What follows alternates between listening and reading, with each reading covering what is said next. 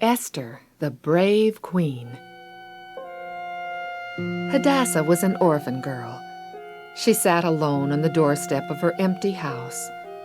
Because there were tears in her eyes, she could not see the blue of the sky, nor the green of the grass, nor the yellow gold of the flowers. Mordecai, Hadassah's cousin, came to her house. "Come, Hadassah, He said. come live at my home." Hadassah gathered up her clothes and tied them into bundles. She was pleased to be going with cousin Mordecai to live with his family in the town of Shushan. Mordecai and Hadassah walked along the dusty road. Hadassah's sandals made small footprints in the dust. Mordecai's sandals made very large footprints. Now Hadassah could see the blue of the sky, the green of the grass, and the yellow gold of the flowers, because no longer were there tears in her eyes. Mordecai worked for the king of Persia.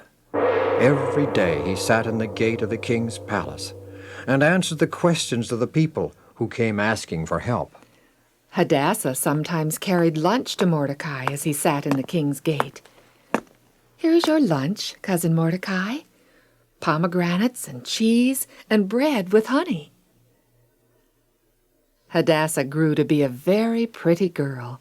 She was such a happy, helpful girl that Mordecai said she was like a shining light. "No longer shall your name be Hadassah. It shall be Esther, which means a star." Esther liked her new name. Forever and always she would try to shine as a star. Esther, Esther, Esther. Over and over she said her new name.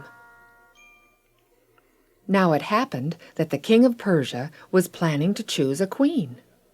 "Gather together all of the most beautiful maidens in the land," said the king to his helpers, "that I may choose a queen from among them." Esther was one of the maidens called to the palace. Mordecai watched them as they came through the gate. He thought there was none so beautiful as Esther. Maiden after maiden was presented to the king. All of them were beautiful. But when the king saw Esther, the shining star, he said, "Esther shall be queen." With his own hands, the king placed a crown on Esther's head, a golden crown with pearls. Queen Esther went to live in the queen's house in the palace gardens of the king. From her window, she could see cousin Mordecai as he sat in the king's gate. Esther read the king's list of palace rules. There was one very strict rule. It said that no one must go in before the king unless invited. If anyone did go in without being invited, that person would be put to death, unless the king held out the golden scepter to him. A terrible thing happened in the land of Persia. A law was passed that on a certain day all of God's people would be killed. Mordecai sent a messenger to Queen Esther telling her, "You must go in before the king and ask that God's people be saved." "I dare not go before the king unless I'm invited," said Esther. "If the king should not hold out the golden scepter to me, I would be put to death. No, I cannot go in before the king." Mordecai again sent a messenger to Esther, saying, "Don't be afraid. Maybe God has let you be queen for such a time as this." Queen Esther replied, "Appoint 3 days of prayer, and then I will go in before the king and ask him to save God's people. If I perish, I perish."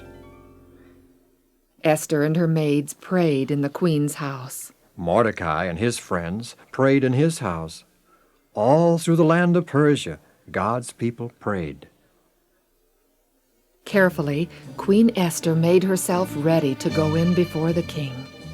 She used her sweetest smelling perfumes and put on her prettiest royal robes. Then she and her maids said a last prayer. Slowly they walked down the long hall to the throne room of the king. The king heard someone coming. He scowled. Who would dare to come before him uninvited?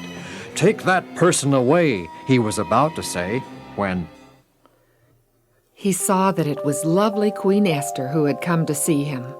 the king smiled at her and held out the golden scepter. Esther came near and touched the scepter. What is thy request, Queen Esther? Asked the king. It shall be given thee even half of the kingdom. Esther invited the king to come to her house to a special dinner. At the dinner, she would ask the king to save God's people. And so it came about that the king made a new law, and God's people were saved. Messengers, some on mules, some on camels, others on horses, still others on foot, raced through the land, spreading the glad news. God's people shouted for joy. Perhaps the happiest of all was Queen Esther, once Hadassah, the orphan girl. Then Esther, the shining star. And now Esther, the brave queen.